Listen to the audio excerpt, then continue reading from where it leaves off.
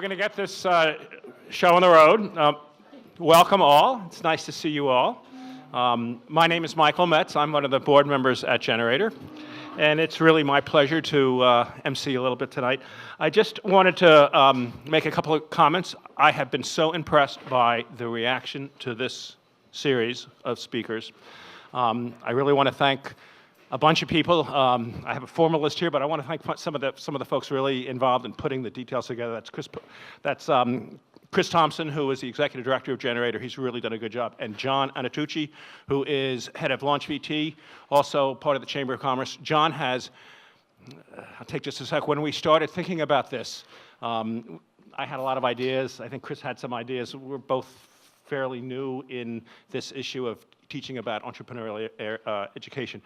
John came forward. He had a bunch of great ideas. He's really created a platform that I think is reproducible. We do intend to repeat this. So I just wanted to thank these folks. I also want to introduce Michelle Bushwell. She's from, did I pronounce it right? Buswell, thank you. Michelle is from People's United, works in their wealth management area. I found an interesting detail about her that I'm going to share. She was a pastry chef in Silicon Valley, so has a very creative mind. And I just want to say that People's United came in as the core sponsor of this event. They've sponsored every single piece of the series. It was really their foundational support that let us decide to move forward and complete the fundraising and put this together. So I just want to thank you, Michelle, and thank People's United. And I'll hand this off to you. Thanks, everyone. We're so excited to be here and to be a part of this great initiative. I've been really impressed what Generator has done, and about 3 months ago, I came to Generator through another program, and here I learned that you can take a profile of yourself, make a little teeny tiny version of it, shrink it down, and put it on a Lego body. And who says dreams don't come true? So I've been hooked ever since and very impressed with Generator. All joking aside, we at People's United Bank are thrilled to support initiatives like this one. Today's topic, which is how will you fund it, is near and dear to our hearts. I know there will be a lot of great information here tonight in the presentation. And thank you so much for being here. And more importantly, thank you for Generator and for all that you do for the community. We're so happy and thrilled to be able to support something like this. Thanks so much.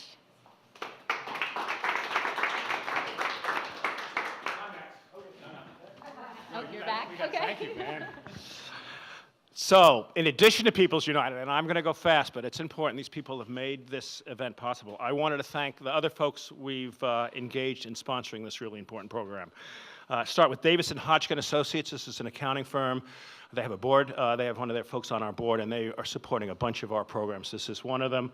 Merritt & Merritt Lawyers. I see Ken Merritt in the back row. Thank you, Ken, very much. Fresh Tracks Capital. They've been wonderful enough to let us take one of their mentors, really knowledgeable folks to talk to you tonight. Middlebury College has pitched in to support this. M&E Designs, one of our graduates, they're really super in 3D prototyping. The Center for Women in Enterprise in Vermont, they've helped us with the curriculum. They really are helping us understand how to engage more women into this organization. BTV Ignite, a nonprofit organization engaged in supporting the growth of technology in the area. Green Mountain Power, and our media sponsors, RETN. They're recording this so you can see this at night. And I want to also thank you for coming again, and I want to remind you, Generator is a nonprofit. We live in part on philanthropic support. Our membership fees don't cover all, so if you feel excited about what we're doing and have the capacity, we'd love to see you get engaged and support us. Thanks. I'm going to pass you on to Karen Cross. I think most everyone here knows Karen and Fresh Tracks. Very much involved in the entrepreneurial community for 25 years here. I've been here that long, yeah. All right. So he's going to speak to us tonight about finding the money, and I'll pass you off to Karen. Thank you very much. So you've got this so I can walk around, and can everybody hear me? A check, good. So it's always my ambition to give talks and emulate Dean Martin and be able to drink while I'm giving talks.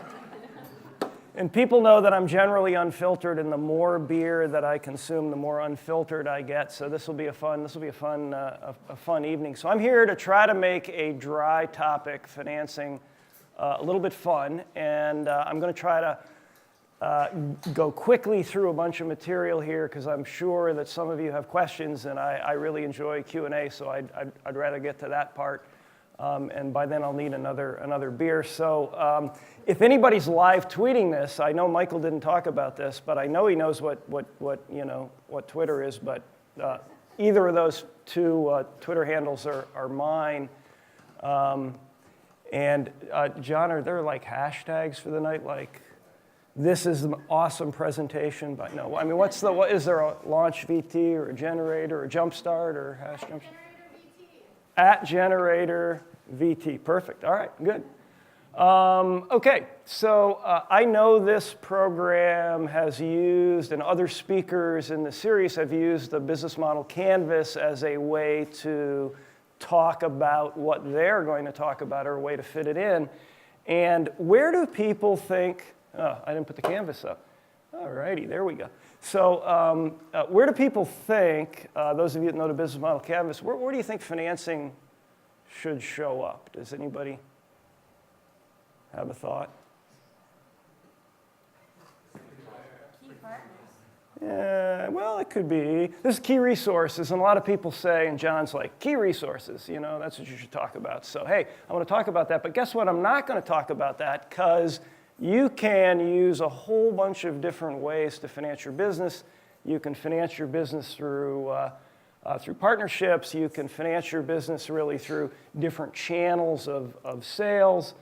You can bootstrap your business via revenue streams and so forth. So we're going to want to make sure that we talk about some of those things. Almost everybody has probably seen a business life cycle curve. Sometimes people will put in a valley of death between startup and growth, right? They'll literally make a break, and you've got to kind of jump over it, whatever that means. Four stages of business growth: startup, growth, some sort of maturity, and generally a decline phase at some point unless you reinvent yourself and start the curve all over again. A long time ago, I listened to a speaker do this, and he outlined this curve, and then he said, those terms are kind of crappy. Here's the way I think about it: wonder, blunder, thunder, and plunder. And I thought, that's great. So that's stuck with me ever since, and it's the way that I kind of think about it. Like, oh, wow, this is so great. I'm in business. I wonder, and then, you blunder around and so forth. The reason for this curve is that every stage of business really can utilize different forms of financing. And so we tend to think about this as, well, either all due respect to People's United Bank, either I go to, I go to a bank and then I'm all set. I got everything I need. But the reality is you kind of go in and out of different types of financing via the life cycle of your business. So startups tend to use friends and family and founders and fools, so the 4 Fs. They use angel investors. What's the difference between an angel investor and a fool? Hey, Ken, you're like part of the angel group. Can you answer that question? What's the difference between an angel and a fool? Yeah, all right. I'm just making that up. There's actually no punchline, but here it is. The real answer to that is that an angel investor is like your friend or your family, but they're an arm's length removed. They're probably not somebody you know. They're somebody you need to get introduced to. High net worth individual that you get introduced to, that's an angel investor. There are seed capital funds. Sam's here from VSET. VSET has a seed capital fund, so that's one of the seed capital funds you can go to in New England. Incubator and accelerator programs can many times allow companies to get set up to find early stage startup capital. You can bootstrap yourself through early revenue or through things like Kickstarter. which are kind of interesting, or Indiegogo. You can crowdfund your equity through platforms like Milk Money. I know Louise is here from Milk Money, and she can talk to you about that afterwards. So all of those are ideas for a startup phase. If you get into the growth phase, if you make it through that valley of death, you might find that you can continue to use angel investors and super angel investors, ultra high net worth individuals that will continue to fund things like that. You can, is that me making that noise, or is that okay, great. Perfect, yeah. It's the farrier in the back getting ready to shoe the horse. So venture capital firms like Fresh Tracks and other firms around New England that actually provide venture capital financing. They're fiduciaries for other people's money, or we are fiduciaries, and we make a decision to invest in various businesses. There are venture debt companies that provide venture capital in the form of debt rather than equity. There are alternative debt sources in Vermont. Vermont Community Loan Fund, for instance, would be one, a flexible capital fund. You can bootstrap through the growth phase. You can only grow as fast as you can bootstrap, so it can get a little difficult. And you can sometimes begin to find some bank financing in that growth phase, particularly when your profits get to be somewhat predictable. And then when you get into that maturity phase, this is where you find either large private equity or venture capital funds that finance companies. Banks love this phase because it's very predictable, so bank debt works there. Some companies go public, take their company public through an initial public offering. There are mezzanine debt firms, so there's a bunch of sources. Everybody loves a mature business, a lot of sources of capital for a mature business. And then you would think that in a declining business, it would be hard to find capital, but there's actually plenty of capital sources. So turnaround and buyout firms that might buy a distressed company and turn them around, structured debt products at banks, asset-based financing that kind of ride that curve down in a very structured fashion. I'm going to put ESOPs in there. That's a subtle political statement. We won't go into why I'm putting that there, but the best time to sell the companies to your employees, because you can do this without, you don't call a meeting and ask your employees to sell it. You go find a lawyer that'll allow to be the trustee, and you sell it. You sell it at the top when it's going to decline. That's what you do, and then you say, I'm socially responsible. Oh, I'm getting to be political about this, aren't I? I'm socially responsible. I sold the company to my employees. This is great. Yeah, right. You're on the downhill slide. All right, so there are considerations. There are considerations that you should think about when you go to raise money, and we could do an entire day of considerations. There's hundreds and hundreds. I tried to pick out some things that were fun, and I actually tried to pick out things that I could go to the web and find interesting images for, so it would make this a little more interesting. So we're going to talk about lifetime capital needs. We're going to talk about high growth versus low growth scenarios, because you got to consider different capital for those. What are you going to use the capital for? That's important. Control and governance, and economic cycles. Those are the things we're going to talk about. Okay, lifetime capital needs. That's Vermont Teddy Bear building, Willy Wonka, chocolate factory. $10 million of initial public offering went into building that lovely building, and then they ran out of money. But before they did that, before that happened 30 years ago, there was a push cart on Church Street. Some of you that have been around here for a long time might remember John Sortino started this company selling teddy bears from a push cart on Church Street. I've actually never asked John whether, when he was doing that, he thought about the lifetime capital needs. No, John, he might not have. I mean, he had probably this great vision. I know he had a great vision, that he was doing day by day. But at some point, if somebody had said, your company is going to consume tens of millions of dollars of capital over the next 35 years to grow to that level, he might have said, you're crazy, I'm pushing a thing, and do you want to buy a bear, right? I mean, that's what it would have been. It's important, though, to kind of think through those scenarios even when you're really small. What's the lifetime of your business going to look like? Do you want to be the one to operate it forever, for instance, and so forth? And all of those things factor into what's the actual lifetime capital need going to be, and where am I going to get that capital from? Start out well, build the foundation well, and things will follow along. Mess it up at the foundation, and you may not ever be able to get to that big building that you need. High growth versus low growth. I mean, it's really, really simple. The paragraph over there, the faster you grow, the more money you are going to need, paradoxically or ironically, in order to kind of keep up with that growth, particularly in businesses where you're making things. You need raw materials to make inventory, you need to sell and then collect the money, and all that stuff takes time. The faster that growth rate, the more of that you're going to need. So it's always inherently going to be easier, interesting enough, to finance probably a slower growth company than a faster growth company, because fast-growing companies have a lot more risk, and they're harder to predict in terms of how much money you need and when you're going to need it. What do you need the capital for? See, I love being able to just go to the web and grab images. This is really great. So different types of financing for different types of purposes. So if you're going to buy, not this pickup truck, but the new version of this pickup truck, because you've got to go out and deliver your goods, that pickup truck might have a useful life of 5 years or 6 years. So you're going to match that by finding capital that you're going to, probably a loan that you're going to borrow and pay off over the life of that pickup truck. You don't want to finance this pickup truck by selling 50% of your company, because that 50% of your company that you sold is going to be 50% you don't own 20 years from now, and that pickup truck will be long gone. So match those kinds of things. If you need people, if you've got to spin this up for people, you're going to need a more permanent form of capital.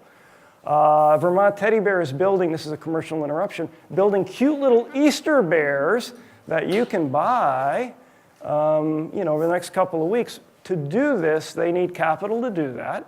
And to do that, they need to potentially either consume the cash that they have on hand or use their line of credit for a period of time to build the inventory up, sell them out over Easter, and repay the line of credit. So short-term capital for a short-term need. Since I did a retro truck, I found a retro vintage ad from the 1940s, I think. And so let's say your strategy was that you needed capital to go out and do some advertising. That might be, in some ways, a more permanent form of capital. You've got to build your brand up. You've got to create brand assets and collateral. You've got to go out and purchase ads. You're probably not going to pay that off immediately, and over time, you're going to need some time. By the way, we're all kind of like farm-to-plate people, know where our food comes. This is actually a canned freezing mix that you would use in the, mom or dad would, probably mom, because it was the 1940s, would use this to create homemade ice cream. Doesn't that look good? I mean, that's just like, that's terrific. Control and governance provisions. So here's the thing, when you borrow money or sell a piece of your company, you are on your way to losing control, and some of this is going to come with some sorts of governance provisions.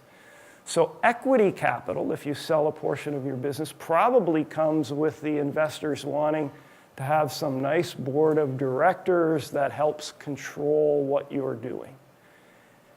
If you borrow money on a secured basis by pledging your assets and you're not able to make the payments, you might find yourself in court losing those assets through foreclosure or through seizure or something like that. If you take Uncle Harry or Aunt Ida's money, you have to face them at Thanksgiving. Right? All things have control and governance, and you have to think through what you're willing to deal with. And some people, that's like, yeah, I'll skip Thanksgiving dinner. Other people are like, oh, I want a board to help me out. It's different for different businesses and different folks. Is our people's banker still here? Oh, you might want to go to another room for this slide. So here's an example of macroeconomic cycles and what they can do to business capital, right? So this is 2005 to 2014. This is, by the way, in trillions of dollars. This is like $700 trillion, I think is what this means. And you see, right before the crash of 2008, you see small business, the volume of small business lending, primarily by banks, going up and peaking and then dropping down. And this is through 2014. And if you carried this out, you would see it rising, but you would not see it doing what it had done before. Imagine that you are a company in that growth phase, and you're finally getting to the point where you're bankable, and it is 2008. You are going to find it a little more difficult to find capital. So all of these kinds of things are considerations. Things are moving around in real time, and those are the types of things that business owners have to wrestle with.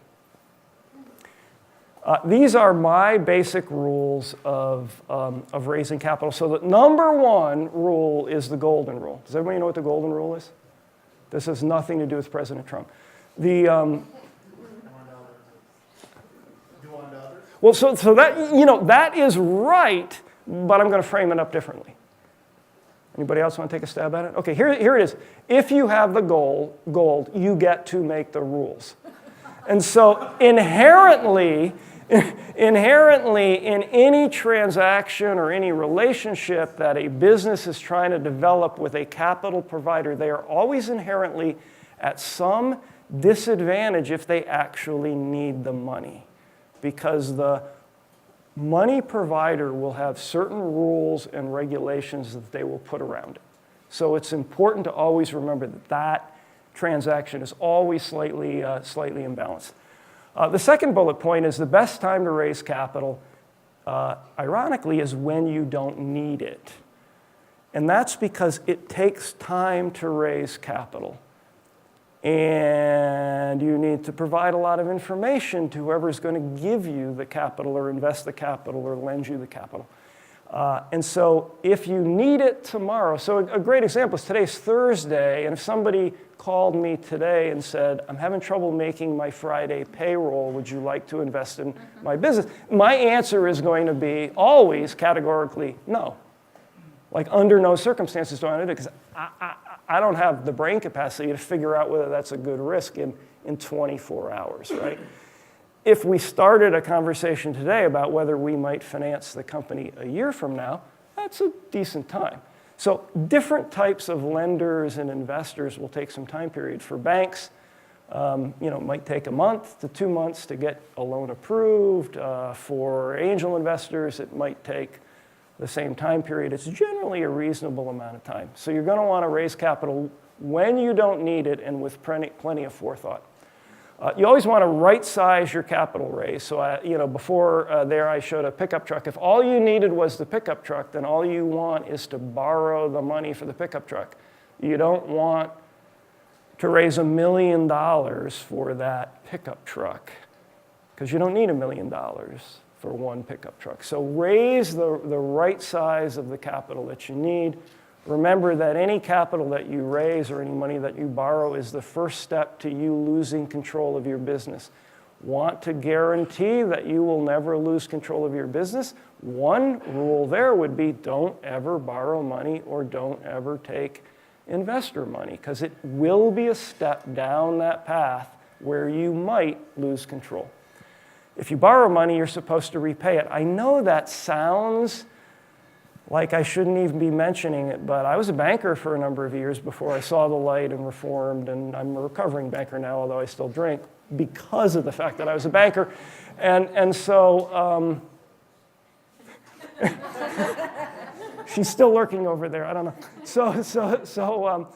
But the point is, it's amazing how many people actually somehow or other don't think it has to be repaid. Oh, well, we'll roll that into another loan as we get bigger and blah, blah, blah. Someday the day of reckoning comes. If you borrow money, it is going to have to be repaid somehow.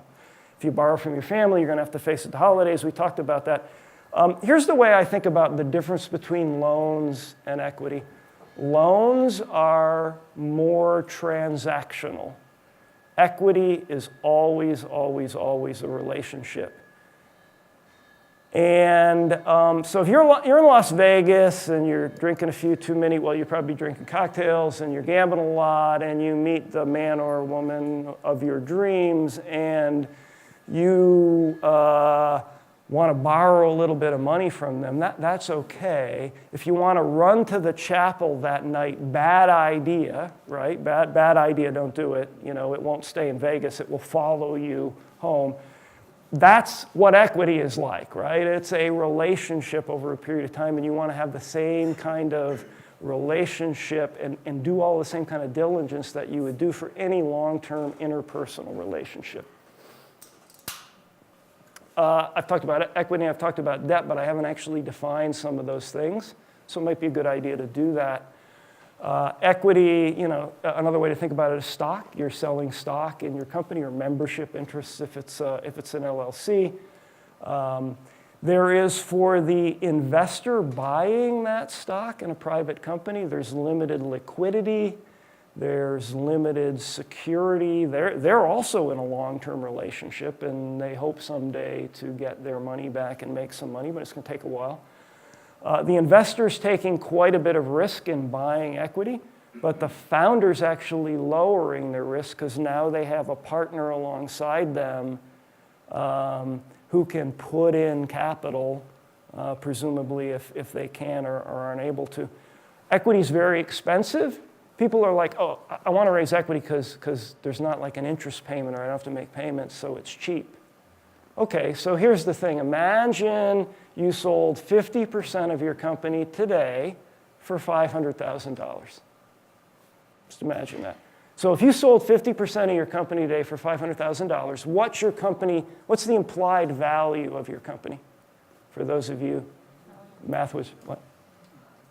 $1 million, right? Million bucks, right? So imagine that what you needed that capital for was a fleet of pickup trucks. And 7 years from now, you've got no more pickup trucks, but you still got 50% ownership. And imagine that you're now able to sell your company for $5 million. What's the investor get back? Half of that, $2.5 million. So for investing some money so you could buy some pickup trucks, which you can't use anymore, you have paid $2.5 million for the use of that $500,000. You would have been better off to borrow it at 15% interest or 20% interest, right? I mean, you'd be far better off to do that. Equity has no fixed repayment schedule. It's entitled to some economic interest, share of the profits, share of capital gains if you sell the business, share of the asset sale if you do that. Debt, things like term loans to buy that pickup truck or a line of credit to build those teddy bears. It's secured by real collateral to lower the lender's risk. So that means they have a lien on that pickup truck and they can come grab it back in the middle of the night if you don't make payments. It's usually guaranteed by the founders and larger owners. So some people say, wait a minute, I formed a corporation because my lawyer has told me that shifts the liability risk to the company from me. Pauline's laughing over here like, ha, that's what lawyers say, you're right. Because I'm a lawyer and I do. But but the thing is, when you get when you have to sign that personal guarantee with the bank, they pierce that corporate shield, and then basically that company can be worth nothing. You default on the loan, they will come after you personally, right? So debt has higher risk for the founder than one might think. It's a relatively inexpensive form of capital, even at higher rates of borrowing. It's way more expensive than equity. Traditional sources of capital, we ran through some of this already. You know, friends, family, fools, founders, venture capital firms, angel investors. Those are traditional sources. Traditional sources of debt might be banks and credit unions. And guess what? Angel investors and friends and family can also lend you money, just like a bank can. So you can get a loan from Uncle Harry and Aunt Ida. And in Vermont, we're blessed with a whole bunch of alternative sources of debt and equity. This is kind of cool. So one of the things, believe it or not, is business pitch and plan competition. So Launch VT, for instance, what's the prize this year if you win Launch VT? John? First place, 30 grand, plus another 40 in-kind service. Yeah, so implied value is $70,000. So are the major wise guys aren't here. I think it's the first time I've actually done a talk and they haven't been here. So, but the reason I'm joking about that is that MajorWise essentially has financed itself through pitch competitions over the last year. They've won enough pitch competitions that that's been one of their primary sources of capital, which is terrific. That's great, non-dilutive capital. Angel investors are an alternative, and there are alternative ways to get to angel investors through platforms like Gust or Circle Up would be another one. The Angel Capital Association will give you a list of angel groups. A lot of angels are organizing into groups, and you can pitch that particular group. Don't like angels, you can bypass them altogether and go to Kickstarter or some other crowdfunding platform.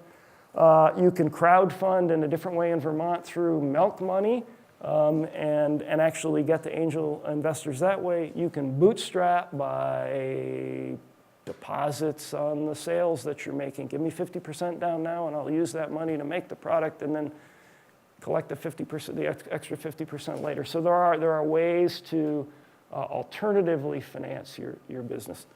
Flexible Capital Fund has royalty finance programs for food, farm, and forest products. Lots of microloan programs. I was in Brattleboro yesterday, and the Brattleboro Development Credit Corporation was saying, hey, we've got this brand new microloan program. We'll do $2,000 loans and $5,000 loans. So Opportunities Credit Union up here, Community Capital of Vermont and Barrie, all of these folks have microloan programs, and they're eager to make small loans. Vermont Community Loan Fund, your local development authorities, great alternative sources of capital. Okay, so what do you need to do in order to raise capital to successfully pitch? This is what I think. There's no hard and fast rule here. I think that you need some sort of executive summary that's a narrative. It's probably a couple of pages that tells what you're doing and gives people the information they need. I'll talk about that specific information on the next slide. You need some kind of a polished pitch, which is generally delivered in person, but a lot of people are video filming their pitches and then sending that around also. So their executive summary is basically done in a verbal pitch format in that fashion. If you make things, you should have prototypes and examples of your products and things that possible lenders or investors can see and feel and touch. You need well thought through financial projections. I've got business plan with a question mark. And here's the thing, the answer to do you need a full business plan is kind of like it depends. It really depends on the lender or the investor and what they want. From my perspective, you don't necessarily need a full business plan for what we do at Fresh Tracks. Anybody ex-military in here? Anybody know, or if you're not ex-military, have you heard the saying that a battle plan doesn't survive first contact with the enemy? A business plan does not survive first contact with a customer. First customer, you're like, okay, I'm making all these things in orange, and the first customer comes in and goes, I don't want orange, I want green. And you go, oh my God, I never thought of green. So it's important maybe not to write a full business plan, especially in those early stages, but it is important to have well thought through financial projections. What are the elements of a good pitch? The first one seems pretty obvious, right? You should, you should say who you are in the organization, the contact information, and if you have information, it should, like a slide deck or things, you should have that information in there. I bet 80% of people who send me a slide deck don't include, I got their email because they've emailed it in, but they don't include a phone number, they don't include a website, they don't include anything else, and I'm like, where did this come from? Like, I don't even know where this business is located. I know nothing, right? A pitch, a verbal pitch should always start. I like the tell them what you're going to tell them, and then tell them what you told them. Way to do it, right? So you're starting off with an ask. A pitch is always, a presentation doesn't have an ask. A pitch has an ask. So I am here today to ask you for should be right up front. You should state a problem, and the problem should be stated in terms of pain that you are alleviating from a customer. Here's a problem. I figured out a way to solve that problem through this following solution, and now you get to describe the solution, and you always have to say why you're better. Why are you better than every other solution that's out there? Say that. You should get to the management team really quickly. Why are you the people who figured out the problem and have come up with the solution. Because almost all lenders or investors, despite what they say, put a lot of judgment on management team. It all comes down to that. For investors particularly, it always comes down to that. So why are you the ones? The biggest mistake with pitches, they put this all the way down at the end and it becomes the last slide and they're really rushed and all they have is a couple of headshots and they don't say anything like, here we are, this is great. And you're like, who are you and why did you figure this out? You got to talk about a business model and why you're going to make money and how you're going to make money out of your product. And then any underlying magic, your secret sauce, describe why you're different. And there ought to be some idea of how you're going to approach what's the product market fit and how you're going to approach customers. If you could do all of that stuff and do it in 7 to 10 minutes, that's great. You don't need any more than that. That would be sufficient. Okay, I'm going to give you some examples. I'm going to give you 3 examples. These are totally made-up examples. These are not actual businesses. You can actually, if you like any of these ideas, you can take them and make them into a business. I'm giving you the whole thing here. No royalty, no charge. Don't worry about it. Okay, I don't want a piece of the company. Oh, by the way, I'm not sure we'd invest in any of these either, but that's beside the point. So here's the assumptions. A startup company making Vermont ketchup. So I did a dry run of this pitch yesterday with some people, and I got 15 different ways they wanted me to spell ketchup. Because I had it spelled a different way. I think the correct way. They didn't like it. So there it is. They said, it's Vermont. It's going to be spelled like that. Okay. Startup company making Vermont ketchup. They tested the product last summer at a bunch of farmers markets. It sold well. Over the course of the winter, they've gone out and got some retail accounts, City Market, Healthy Living, blah, blah, blah. They're going to self-distribute. They're going to drive the product around and drop it off at the stores and stock the shelves. They think they need to find a co-packer because they can't make it on their kitchen table anymore, so they need to find somebody that will make this for them and begin that co-packing process. And they hope to also, besides the retail accounts, expand farmers markets. So those are the assumptions, right, for Company A, Vermont ketchup. Here's what they want. Here's what they think they need: $25,000.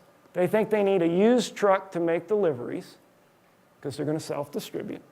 They need to pay for 60 days worth of their product from a co-packer. So they've estimated what that's going to be. They need some collateral and marketing materials for the farmer's market.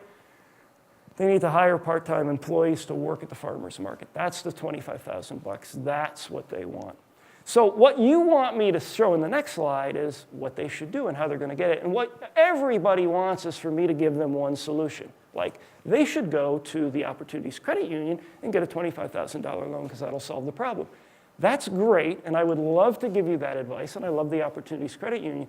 But I can guarantee you that that's not the way it's going to work in real life. The way it's going to work in real life is going to look a little more like this. They're going to go to Uncle Harry and Aunt Haida and anybody they can find, and they're going to try to get 5 or 10 or whatever they can get. They're going to try for 25. Nobody's going to give it to them, so they'll piece some stuff together. They'll go to the credit union and they'll get a loan for just the $8,000 they need for this really crappy used pickup truck. They'll go to the co-packer and they'll say, please, I don't want to pay for 60 days up front, and they'll negotiate back and forth, and they'll try to be able to bootstrap their way into paying for less, and they'll go to Launch VT and really hope like hell that they win that $30,000 to solve the problem. They'll do all of that stuff, and that's what they should do. They should do multiple approaches in a whole bunch of ways and have a bunch of plan Bs, and they'll piece it all together. That's the way it works in the real world. Okay, let's assume a different and larger business. A 5-year-old business making outdoor apparel for hiking, so we automatically know they're going to sell in the summer, it's going to be seasonal, they're going to have an inventory buildup, and their cash cycle is going to be long because people aren't going to buy hiking apparel so much in the winter. They did this right, and they started out with just online sales. They don't have a bunch of retail accounts. They sell something, they get paid by a credit card, and they get the cash immediately. Mostly online sales. They got it up to $750,000 in revenue last year. It's been growing at steady 20% a year. Friends and family money got them off the ground. They broke even last year, but if they go to the bank's going to say, you need to be profitable. There's a third party that does the picking and the packing and the shipping of the product, and they've got contract manufacturers that are making the product. So essentially, they're a sales and marketing, direct-to-consumer sales and marketing organization. That's the assumptions. They need $250,000 in their mind. They want to hire marketing and customer service reps and some people that can run, campaigns for them. They're going to have to pay some money to acquire some new customers. They're going to have to go out and actually, market to those customers and get them to buy. In order to grow, they're going to need increased inventory because they're going to have to sell $1 million worth of product, or they want to this year compared to $750,000. And to do all this, they also need some new office space, and they got to fit that up. So again, you're going to say, okay, but there's got to be one, go to a venture capital firm. They'll love hiking equipment companies, love them. Just go there and get the $750,000. But this is the real world. So here are very possibly the way this is going to look. They're going to go to alternative lenders and try to piece together some of the capital for certain pieces and parts. They're going to use their current customer list and their brand awareness to try to do some of this through some sort of a crowdfunding campaign. Maybe they can get $100,000 from their customers in some fashion because their customers love them and want them to stay in business. Maybe they get Uncle Harry and Aunt Ida to put in a little more money. Maybe the founder's feeling so good that he or she taps into the home equity that they have in their home and uses that. And maybe they bootstrap a bit by renegotiating the terms, right? And so you can imagine if they pull all of those levers, that 250 could come from a variety of sources. And in some cases, the 250 may shrink to 200, right? So again, that's the real world approaches you would see people taking. Let's do a third and different example. So this is a very different company, much higher growth company. So this is a company that makes enterprise software for the emerging food hub market nationwide. So they're making software. They're selling it as a SaaS or a software as a service product. A 12-month contract, you pay 3 months of it up front and then month to month afterwards. Company's been in business for 3 years. Their annual recurring revenue, so right now they've got customers that on a monthly basis are paying them revenue that would equate to $1.5 million on an annual basis. They think they're going to double this year. That's what SaaS companies do. They all think they're going to double this year. And then in 2019, they're going to double again to $7 million. They haven't made any money yet because guess what? All young SaaS companies do not make any money. We could do a whole seminar on that. They got an experienced team. They've built a company before and been successful at it, a software company. The company's founded by founders and angel investors. They put $750,000 in already. So high growth technology company. What do they need? They think, and they're probably right, that they're going to need another $1 million to $2 million to get to that $7 million level. They're going to build further product modules to add different features and functionality that their customers have been asking for. They're going to hire more marketing and customer-facing and technical employees. They're going to improve the marketing collateral and increase the marketing spend. So this is a lot of what I would call permanent working capital and product development. That's what they've got to do. So again, you're going to be like, hey, this is a simple one. You go to your handy-dandy venture capital firm. They love stuff like this. You'll just get it all. You'll just get it all from them. Maybe.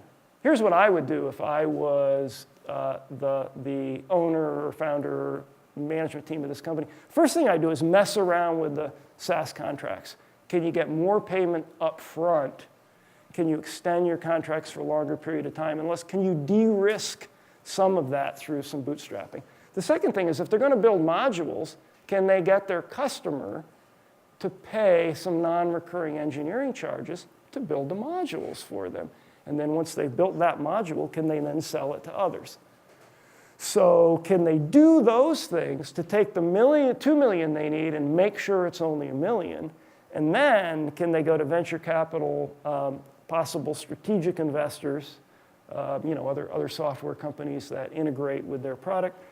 Can they go to super angels? Because if you're going to raise $1 million, you don't want to do it in $25,000 increments. You want to do it with people that can raise $250,000. So 3 different companies, 3 different assumptions, 3 different approaches, but all of those approaches are not, here's the one thing you got to do and it'll all work out. All of those approaches in the real world are you got to pull all of these levers at the same time and pivot and figure things out. That's all I got for you. Happy to answer questions. So what we're going to do is we're going to take questions, but this is being recorded, and you're actually going to be able to see it online. Wait a minute. We're recording this? It's a recording. Oh, shit. Take back all that stuff you said. And so we're going to actually pass the microphone for questions. You can redact things out. I can redact? Oh, thank God. Michael Jack is redacting right now, so. Right. Can I do a selfie next to the People's Bank? Because I just want to make sure that they... Should be good. Is it good? Okay, who's got questions?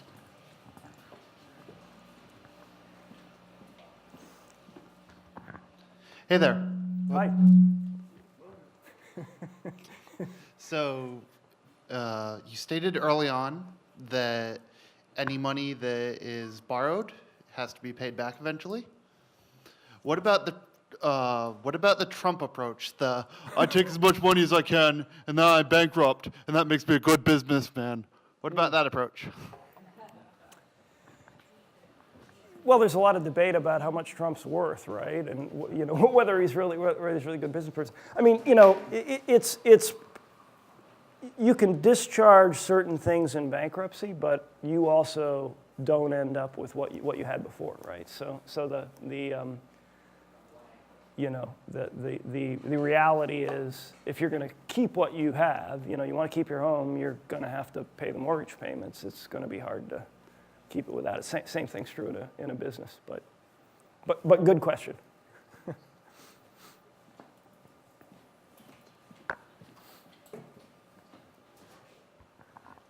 I'm kind of curious about companies that are being created solely to be acquired, like that concept of there's some very large players that buy companies they're intrigued by, and what that's like from your perspective and how you view those companies and how you view that relationship and how that's changing. So can you restate the first part of the question, because I'm not sure quite. Sure. So there are companies that are created with the goal of being acquired, like they're creating technical solutions that they know that Amazon wants or Google wants, or they're building their companies around that concept. Right. And how you view those kind of companies and that marketplace and that structure. Got it. Okay. So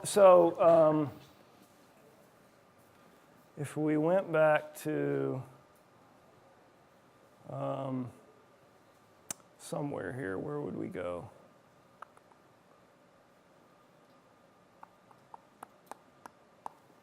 Oh, I know where we'd go. It's the next one.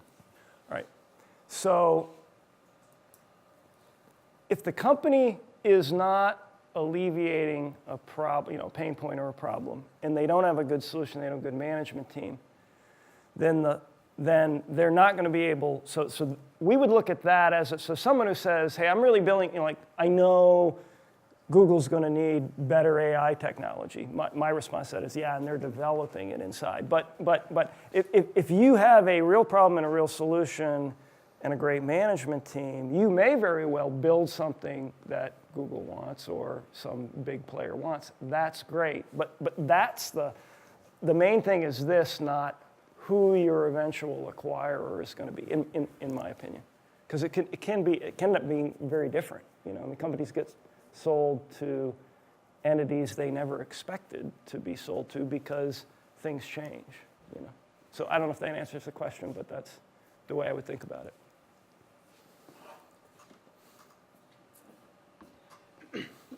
So much is made of the exit, particularly for firms like you who invest and you're looking for the liquidity event. Do you ever look at funds or companies that you want a more longer term relationship with, or is it always an exit, almost like a pre-planned? Because obviously you have investors / customers that want their money back too. Yeah, so it's typical in the venture capital industry to if you look at percentages of how venture firms will get their money back on the deals that go well, the highest percentage of that is going to be sale of the company to a financial or strategic buyer by far. And the second one might be initial public offering to the extent that you could take the company public. Pretty small fraction.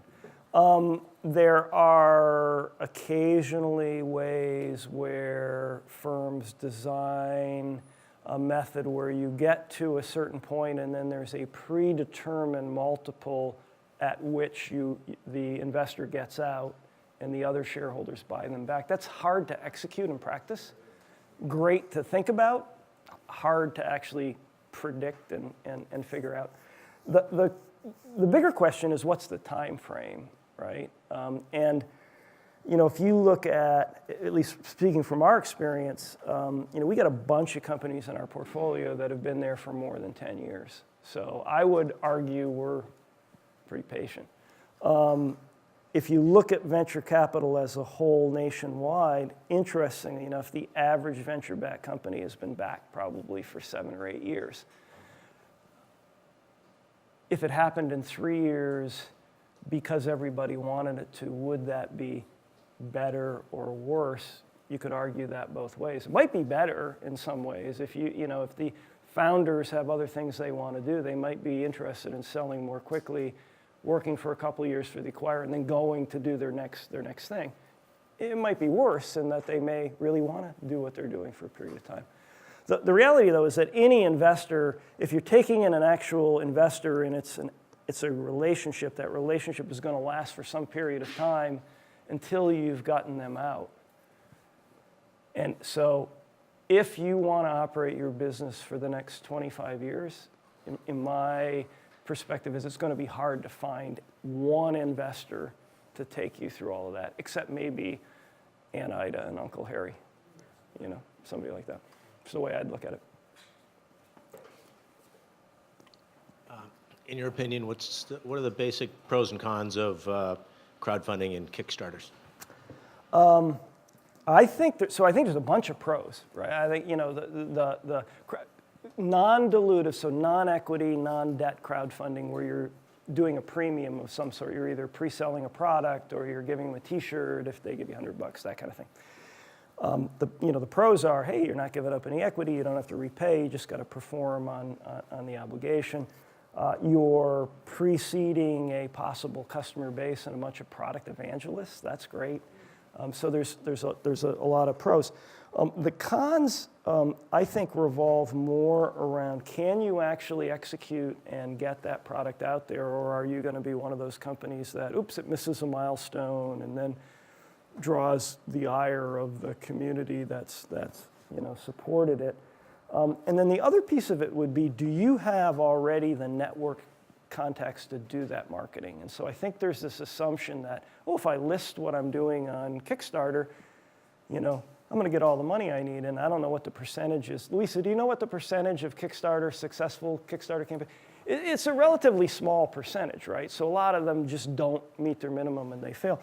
So I think you have to start Kickstarter, Indiegogo, or any of those things with a marketing plan and a list of people that you can reach out to. And what I've also heard is you would start with at least one Uncle Harry or Aunt Ida who's going to put in enough money to kind of get you to the minimum threshold right there so that on day 2 or day 3 it looks like you have momentum. So I think there's a bunch of tricks. I know there are people that give seminars on how to game that. But I think properly used, it's a great tool. Non-dilutive capital that helps you figure out how to get to the next step. I think it's great. I heard you say, getting the amount of money right that you need. I've also heard to try to get more than you think you need because of the difficulty sometimes in getting the capital, and then for kind of like the oops that you talked about where the customers, doesn't go to plan, they want green, not orange. Mm-hmm. What's your thought on kind of having a buffer, so to speak? Yeah, I still fall out personally on the right size rather than, hey, the money's coming easily, I'll borrow more or I will get more from investors than I need. Because why do you want to sell more of your company? So if you had a high demand from investors for the $2 million of capital, rather than raising $3 million, you might be better to say the demand's so good I should raise at a higher price, so I'm giving up less for the $2 million, right? That's kind of the way I would look at it. And from a borrowing point of view, for sure, it's like I need a pickup truck. I don't need to borrow and buy 3 pickup trucks because I really only need 1. So I'm a firm believer right sizing is better in the long run. There are people that would vehemently disagree. Take the money when you can get it, take as much as you can. You know, it's an imperfect world. We can't all agree. Hey, in your example 3, you mentioned the opportunity for software as a service firms or software development companies to potentially partner with other companies, whether that's through an API or using other existing partnership strategies, building that into your software development build-out strategy. Now, some of the VCs and investors that I've talked to say that's a major red flag to not build all of this technology in-house. So can you talk about using APIs or using other partnership strategies and how that affects the valuation of a startup company? Yeah, again, I think there's a bunch of different opinions on that, so I think it go a lot of different ways. In a perfect world, you can make money on the fact that you can use some open source related stuff and figure out some ways to add to that, do it better, do it more quickly, get to market more quickly, and therefore your execution is better, faster, cheaper, whatever it might be, than the competition, and you're doing it for less money because you're not developing something that's right off the rack. I tend to subscribe to that theory. There's certainly other people who are saying it should be more proprietary, you should have everything in-house, you should control the source code, The problem with that, I think, in the long run is if you're not the actual complete winner in the space, then you've built something that's non-interoperable or integratable or however you want to think about it. I think you're worth less if you can actually even survive during that time period. So. Great. Probably have time for about 1 or 2 more. Hi. Hi, Marie. So I watch a lot of Shark Tank, as we probably all do. And of course, they take your equity in the Shark Tank world, which is okay, a lot of equity deals do. But they also give you their help in growing your company. And so how do you, normal people, working the angles that you listed here, evaluate when an investor or a shark of a sorts who takes your equity is going to give you some help, and is that a common thing for you to expect? I'm really glad you asked that question because I didn't address any of that at all. So ideally, in an investment scenario, you don't want somebody that just writes you a check, I think. Now, I've talked to a lot of entrepreneurs who say, I'm just looking for somebody to write me a check and stay out of my way.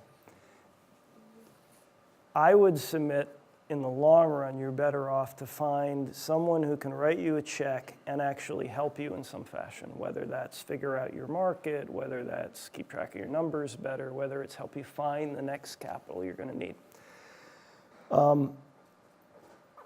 Angel investors can do that, right? I mean, not all of them do. Venture firms can do that. Not all of them might do that. But because it's a relationship, not a transaction, I think it's incumbent on the entrepreneur to understand that value and feel that if they're giving up a piece of their company, they're not just giving it up in return for money, they're giving it up in return for someone who's going to actually help them achieve their goals and not just be a thorn in their side. There's a lot of investors in the world who think that helping means we're going to have a board meeting and you're going to report to me.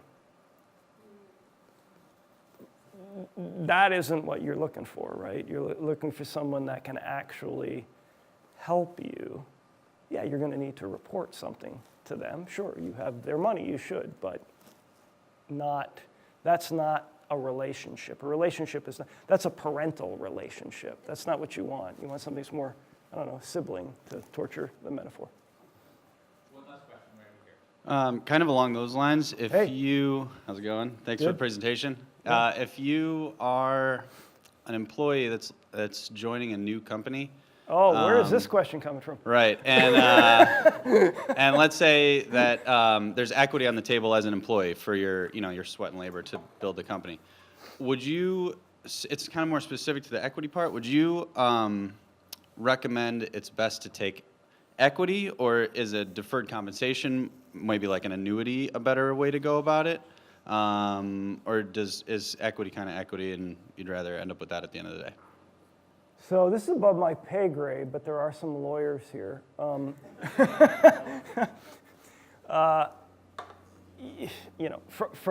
my perspective, I think I'm a believer that all employees should have some equity share.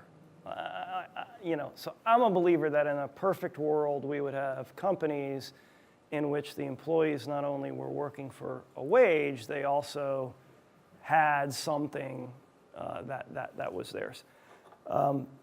It's an imperfect world, so that doesn't always happen. But I like that because at least it allows for, if there is a terminal transaction, it allows everybody to be paid in some form or another. So I kind of like that more than deferred comp or some other, phantom stock or, a bunch of things that are constructed in a whole bunch of ways. I kind of like, okay, you're worth X number of shares on top of what we pay. That's my personal opinion, but I don't understand how to structure those things and literally, we've actually talked about this before. So you want a lawyer that can help you, that can kind of help you figure that out, for sure. And that ends the paid announcement for our lawyers in the audience. So Karen, I want to thank you. This was absolutely fantastic.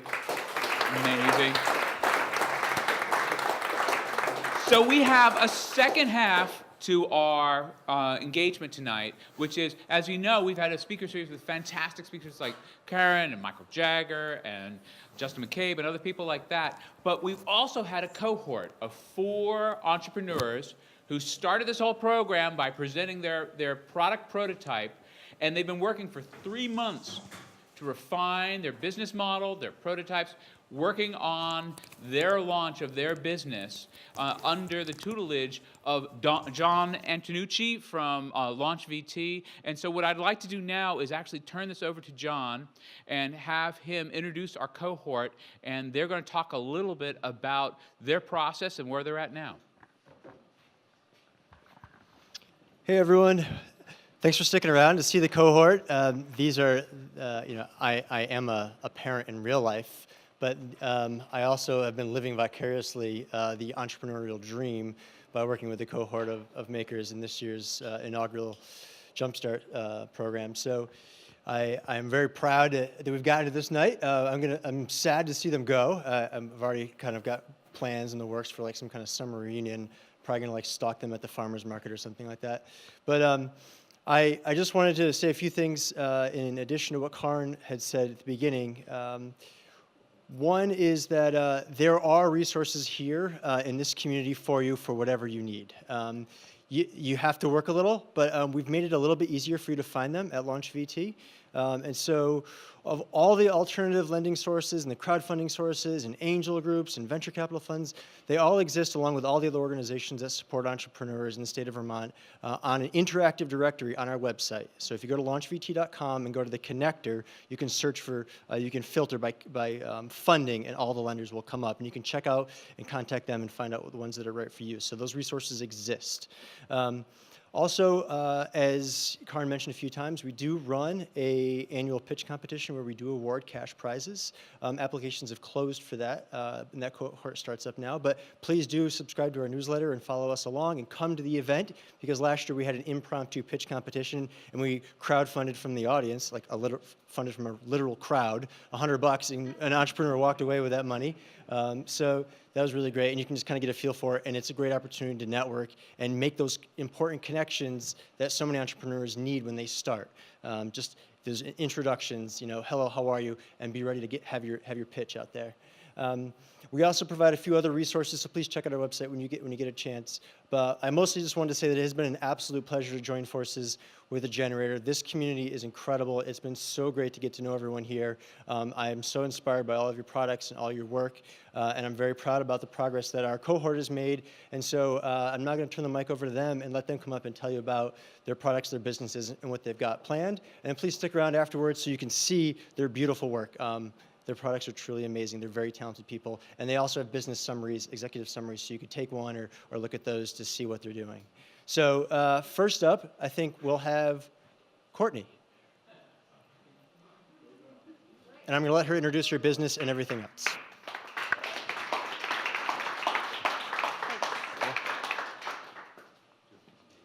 No, I just have notes. Okay. Yeah. What? No, I don't. No, I just have notes. So, hi, I'm Courtney Record, and I want to start by just thanking Generator for this fantastic opportunity and all of the presenters, because I feel like I've learned so much in different areas, coming from being a creative person and not having a business background at all. I just am learning so much, so it's been really a great experience for me. So I create topographical jewelry based on the data from the U.S. Geological Survey. And this is a project I started just over a year ago. And it's a unique process. I came up with the idea one day while sitting in study hall, because I'm a teacher. And it took me quite a bit of time to refine the process and actually have products. But now I have products, and so you can check them out at some point later. This program has been essential to me, as I said, and I would say a couple of my big milestones are looking more closely at my finances and really forcing myself after the presentation with Davis and Hodgkin. I really sat down and looked more closely at my finances, and obviously had to do that, on a regular basis to order materials and to keep track of my books. But that was one of the areas that I feel like I was avoiding a little bit, and so I've had the support of the cohort and John and the accountants who came in to really take a closer look at that, and knowing that that is such an important part of the business. So that was a huge milestone for me. It was not just the physical act of doing that, but the mental hurdle of actually being okay with looking at it and looking at the realities, which actually were much better than I thought they were going to be. So that's great. And let's see. We had an opportunity to meet with Matt and Eric of M&E Designs, who they mentioned earlier in the presentation. And they are really good at talking about sort of from making a product to getting it distributed. And so they connected me with MSI, which is a distributor in, I think it's Moortown, Vermont. I'm probably wrong about that, or Morristown, I think. Anyway, I didn't even think that that was a possibility. So the fact that they said, oh, this is an idea for you, if you are getting to the point where your orders are getting really large and you're not able to fulfill them, you could have the casting company send stuff to them, and then they could actually fulfill your orders, except for your custom orders. So that, making that link and knowing that that is a step in the direction of getting more wholesale orders and going a little larger scale was really, really helpful for me as well. And so the two other things, my other two big milestones were, I mentioned I'm a teacher, and during February break, which has fallen during this time period, I got to actually visit. I went to Southern California, and I visited some of the places that I've made custom work for. So I had a piece that I've made a couple of pieces of Titus Canyon, which is in Death Valley. And so we took a trip, and we went to Death Valley, and I got to visit Titus Canyon, which was amazing. So that was super exciting, because other people were excited about Titus Canyon, which was why they contacted me. But to then see it in real life after making the pieces that I had made for people was really super cool. And then just connecting with other entrepreneurs and being in a cohort of people is always really supportive, because you get to talk about what's real and your struggles and the things that you're just concerned about and thinking about, and all of those things that you're not necessarily going to share with people who just aren't going through the same thing as you are. My two biggest needs at this point are financing. I have almost paid off my first small business loan, which feels like a huge accomplishment to me.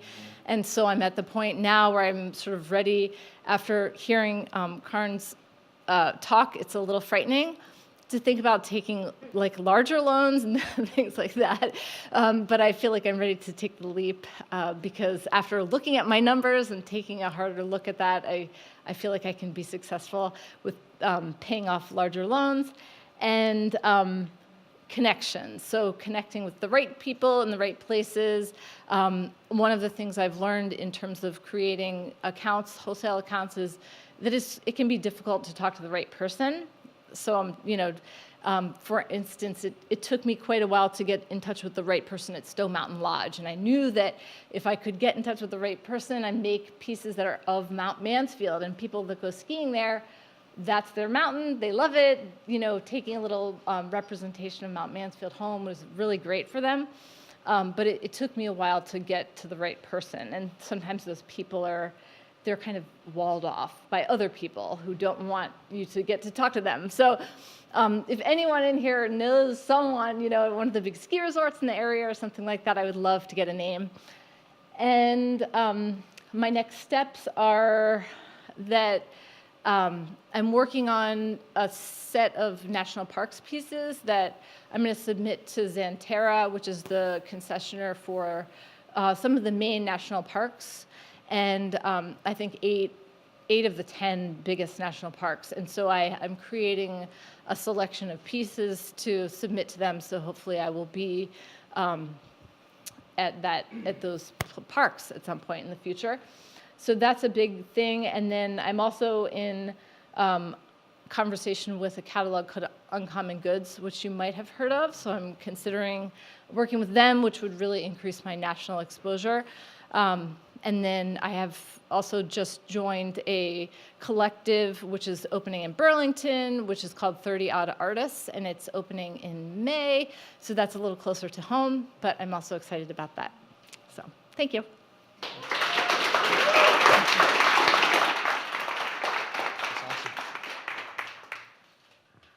All right. You got slides, Sue. You can go last. Christine Hill.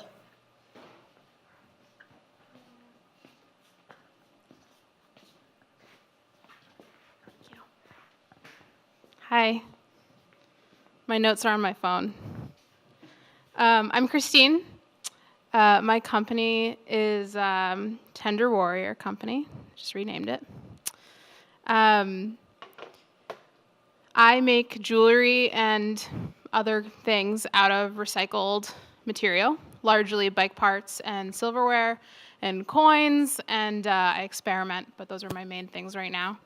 And I donate as much of the revenue as I can to causes related to the material. So I got started playing with bicycle spokes, turning those into bracelets, and then donating money back to what was Bike Recycle Vermont, which is now Old Spokes Home. Brian, thanks for wearing the t-shirt. I just want to do that with the other products that I've started making out of different materials. So the idea is that I make, silverware, earrings, and rings, and I could support the Intervale. And I make coin jewelry, and I can support some sort of like micro grant organization.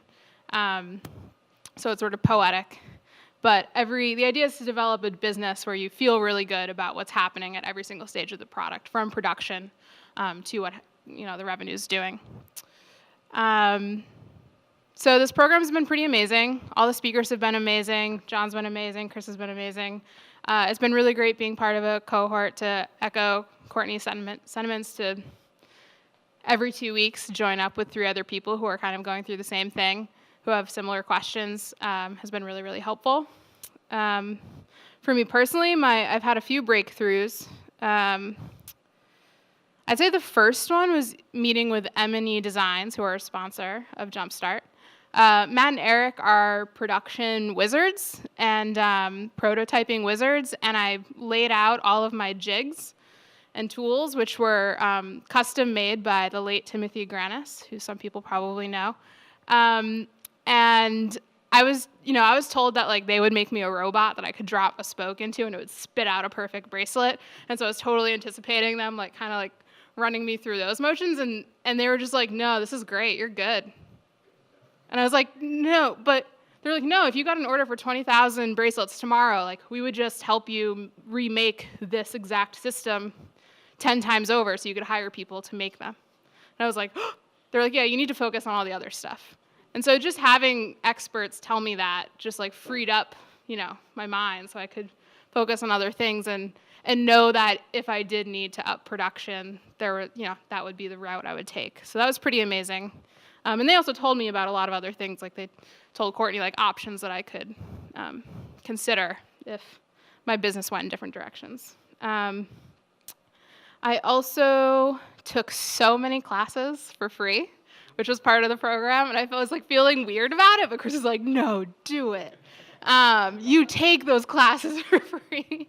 And so I took a laser cutting class and made a little POP, point of purchase display, which is not finished and it will fall apart if you pick it up, but that's fine. And I took a metal training class and a wood shop class and a jewelry class because I'm self-taught. I've never used a torch or anything.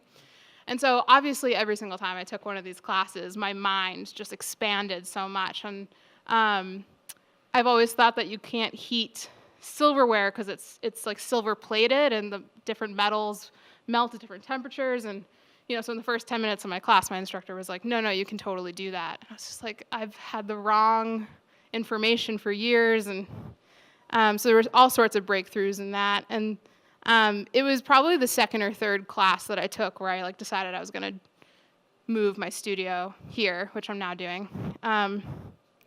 Just because there's so much going on here. It's so exciting. And then another breakthrough was, all the meetings I had, but specifically with Michael Metz and Jules Polk, who's not here, but both who offer so much knowledge. And it was specifically in reference to my giving structure and sort of how I would donate revenue and how I do that in a way that didn't sink my business, but also worked for organizations and how to first focus on Vermont and then maybe scale up. So that was really helpful. They offered a lot of expertise and it was just a phenomenal example of what a great community generator is, where I sort of told, I don't know if it was Chris or who hooked me up with who, but I was like, this is the thing I need to work on. They're like, I've got the person for you. So it's been really cool. Right now, my needs are material. My biggest issue, and Matt and Eric at M&E Designs pointed this out, is sourcing. If you're going to rely on recycled material, you have to make sure you have it. So I'm currently working on setting up a incentive program, but if people are out thrift shopping and they see a bunch of plated silver or they see a bunch of coins, letting me know, or is always great. I'm working with the bike shops. Luckily, I'm pretty connected there. And otherwise, I just need help getting my product out there. So like Courtney was saying, connecting with the right people is always super difficult, with the shop owner, not the employee, or with the buyer and not the shop owner. So if people see my wares and they can see them being in a store and they know the person I would need to talk to, just letting me know would be great. Next, I have to move my studio here, which is going to be an undertaking because I've been in the same space for 5 years now. And I also want to develop a really robust wholesale program, which I've never done before. I've only gone to the farmers market downtown, and made sort of one-off sales here and there. But I like to ride my bike on the weekends, so I'm not really trying to do the markets as much. So yeah, that's why I'm going to build wholesale and go to trade shows. So yeah, ultimately my goal is to build a business that supports me, but also that builds a lot of awareness and hopefully a fair bit of capital for organizations that are doing really, really good work in this community and in other communities, hopefully eventually when I grow it. So thank you.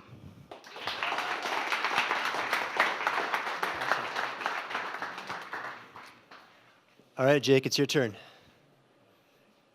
He's hiding. All right, Jake Blend.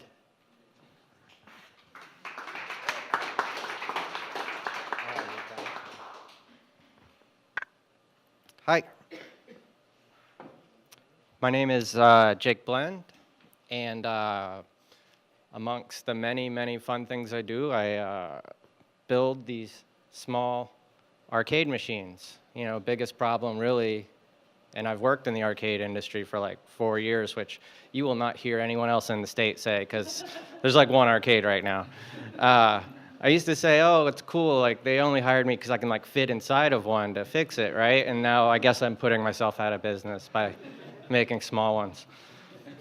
But the biggest, you know, trouble with having an arcade or wanting an arcade is the cost, the size, moving it around is horrible.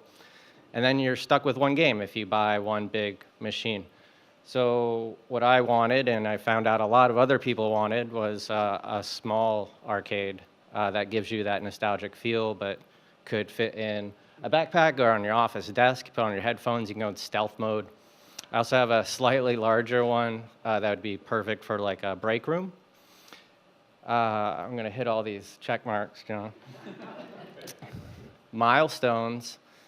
I think one of the earliest breakthroughs that made me rethink this whole thing was a meeting at M&E Designs and talking about scaling this product. So in terms of like me doing all these different things and kind of running around one at a time, like they made me think, oh, what if you wanted to do 100 or 1,000? What would it look like? And being able to like hire people became a reality, you know? So that was pretty exciting and made me kind of cautious, kind of test the waters, and then I feel like I need to just like penguin plunge it and just run right in full speed at this point, because I think the biggest accomplishment for myself during all this was just gaining the courage to do all this, to put myself out there. And there's so much encouragement and so much support with this program, and an extension of generators like that, but this program specifically targeted for people that want to start a business with a cool product. So much support. I didn't have one moment where I didn't think I was supported, you know? And it's just really nice to feel that way. Other milestones, slow but steady sales. I wrote that down. Upcoming projects. Oh, because of this, I now am thankful enough to be able to divert jobs to other generator members and other people I know that can do them. I'm approached often to find fun ways to make machines and computers, anything really, interactable or fun. Gamify this, Jake. Gamify that, Jake. I'm like, all right, like that's my job now. Full-time, more than full-time, and it's exciting. So some of the installations coming up, one is going to be at the airport, one's going to be at the Smithsonian later this summer, which is just like huge for me. Bottlenecks. You'll hear it many times on anybody's tour, especially the Michael Metz Whirlwind Tour. Laser, most popular machine here, especially during Christmas hours, anytime. I've been a part of making the rule where you only get to use it 3 hours a day per person. So I can't really do as much as I'd like, especially because I'm like pretty much in charge of it. I can't just hog it. So I get to hopefully be one of those members that says, hey, I just need my own laser cutter. Some of the other restrictions are space. Even though I'm making smaller arcades, I can't make them much smaller. They won't fit a joystick. So to be able to paint them somewhere and do some of the VOC, more dangerous things, and also be able to have enough room to make more than one at a time. Those are my goals coming up and some of my biggest needs. What's up for this summer? Pop-up arcades. I'm looking at maybe integrating with Arts Riot and the truck stop there, and pretty much just roll up a truck and put down the sides. There's an arcade. It just becomes an attraction, and there's a lot of demand. So I'm trying to meet that by finding a space close, cement floor, and just devoting my time there and here and freeing myself up so I can help other people, which is really great. I mean, I do that all the time now, but I'm spread thin with all this attention. I just wanted to say thanks to so many people. If you're not explicitly listed here, know that you are thanked. Generator, all their members, all their staff, especially Chris Thompson, for putting this together. Yay! We're going to be here all night if we clap for everybody. Save your applause till the very end. For real, the cohorts, awesome. It's so cool to go through this with other people that are in the same boat and feeling the same way and maybe nervous about taking that plunge. And then I think maybe that was the best thing about it, was just going through it with other people. But Chris Thompson, cohorts. John. No one's clapping for John? Just kidding. I said don't clap. I'm a jerk. No, and they put together this program, which is amazing. I've been waiting for this forever. I had the application ready when it was first conceived of years ago, and now it's real, and now it's over. Wah. I have so many people to thank. Mandy, my girlfriend, and comptroller. She's in charge of all the money. Yay! Karen and Fresh Tracks Capital, who first actually loved this mini arcade idea at a road pitch challenge in Shelburne. Long story short, I was scuba diving and filming the robot drones, and I jumped up, and like James Bond, I changed into a suit in one of the porta potties, jumped up on stage and did this pitch, and I got it.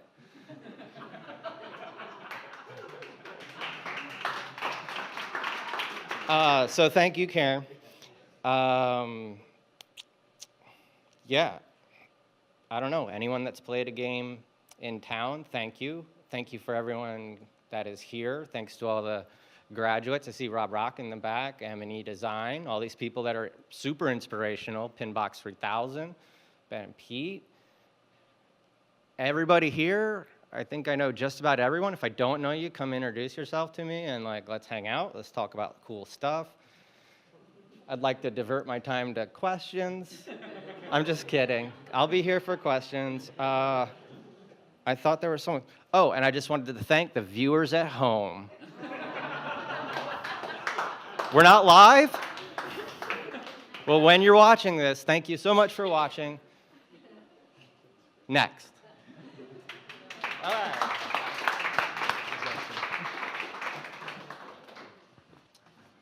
All right, last but not least, Clay. I'm the high maintenance one, clearly.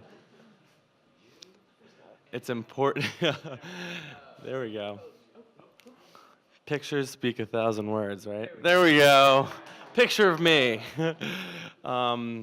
So yeah, I guess everyone kind of talked a little bit about their jumping off period, and Jake had his application done before it came out. Full disclosure, I did mine on the night it was due because I found out that it was due that day when someone stopped by Space Gallery where my studio was beforehand. And this has just been such an incredible process for me because this started as an art project for me that I wanted to do. And then people believed in me, and someone bought a piece, and then I sold 3 pieces, and then this Jumpstart program came along, and I was like, maybe this is a business. I don't know. And so I applied to it, and when I got in, it was like this moment of realization for me. Basically, that just kind of like has changed my life really in terms of my focus and what I'm doing. I make lights. I'm a lighting designer, and I used to work in commercial architectural stuff, and wanted to combine driftwood and found wood with LED technology. Every type of lighting is going to be LED one day, I swear by it. Even those cool restaurants that have cool filament bulbs, they'll be LED.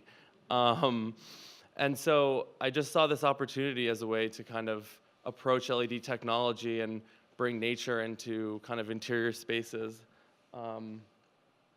This is an example of some of the work that I do, trying to use organic shapes and LED technology in a combination to kind of make it work and make you question where the light source is and what needs to be a light source. When I first came to Jumpstart and started the whole generator program, I actually almost cried the first time I used the bandsaw at the workshop, because I had been doing this for 4 months, kind of as artist in a tiny workshop, sawing away, and like just realizing what you need to create something is half the battle. Your tools. I spend half my life in Lowe's and Home Depot. I'm sure all of you can attest to that. Finding the right screw, finding the right tool, and coming here has just opened that opportunity. It's cut the amount of time I spend, creating these pieces in half, so I can make more of them. And I guess it is at the end of the day all about efficiency. Creating more, creating different types of what you've already done, but that was a huge milestone for me. The second one I'd say probably that ran parallel to this whole experience for me was a show that I had that opened on March 8th actually at Maglianero Cafe. You may know the Karma Birdhouse Gallery. And that was such an incredible thing for me because it ran, like I said, parallel to this whole process. I found out that I could do the show basically the same week that I did that, and I was like, oh, this stuff is happening a lot. But it was amazing because it was kind of the launching of this whole collection that I wanted to show, and along the way, the branding exercises, the financing side, which is just like, I went to art school, Need I say more, But like, it was just absolutely eye-opening for me, and actually realizing that this stuff can be fun or interesting when you can apply it to your own business and what you love to do, and making that a reality, that's awesome. And having that at our fingertips. A couple people said, I hired a lawyer to figure out some accounting, and I learned more in one lecture than I did in 6 months. And like, it just goes to show how much information we had at our fingertips this whole time, which was so cool. Right now, what I'm trying to do with my business is that kind of impalpable side of connections and meeting people and finding a home for these places. Where does it fit? I've had the opportunity to install a few of them in people's homes, and people have bought them and put them in hotels and things like that. And right now it's finding like what the future looks like, which we've had a lot of discussions about, actually thinking about scaling up. Like, what does that even look like for you as a entrepreneur? If you were to sell 30 of them, where would you want them to be? So it's really those connections and people that I'm talking to, and any conversation I realize, especially in Burlington, being so small. I'm from Boston, a little bigger, but everyone knows one another, and there's such an amazing community here that I've just been like, everyone you talk to could be a potential person that could help you out with your business. At my show, my friend was starting her catering business, and so she came and bartended the event and got tons of clients out of it. And that's what I love about events like this and with the cohort, is that like we're all helping each other so much. Obviously the marketing, which is just like, feels like you can just be sucked into your computer forever and ever. Looks great at the end, but so much of it is like really understanding what you want to get across, your brand, your image, what you want to communicate to people. And, you know, it's supposed to be fun, and it's supposed to be this kind of experience you have with your own brand, you know, your own company, how you view it. So that's been also another really amazing thing. And I guess the future is, like I said, it's unknown. The connections that I want to make, the places I want to be. You know, I'm a lighting designer. If anyone else here needs lighting, or I can help you in some way, that's what I'm here to do, is create a business that works and fits seamlessly into our community. Thank you.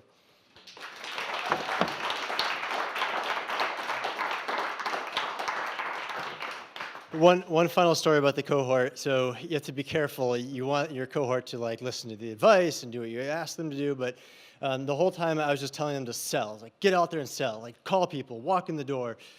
Damn it, tell them, you know, write what you're worth in the paper. Like, get what you're worth. Like, trying to pump them up.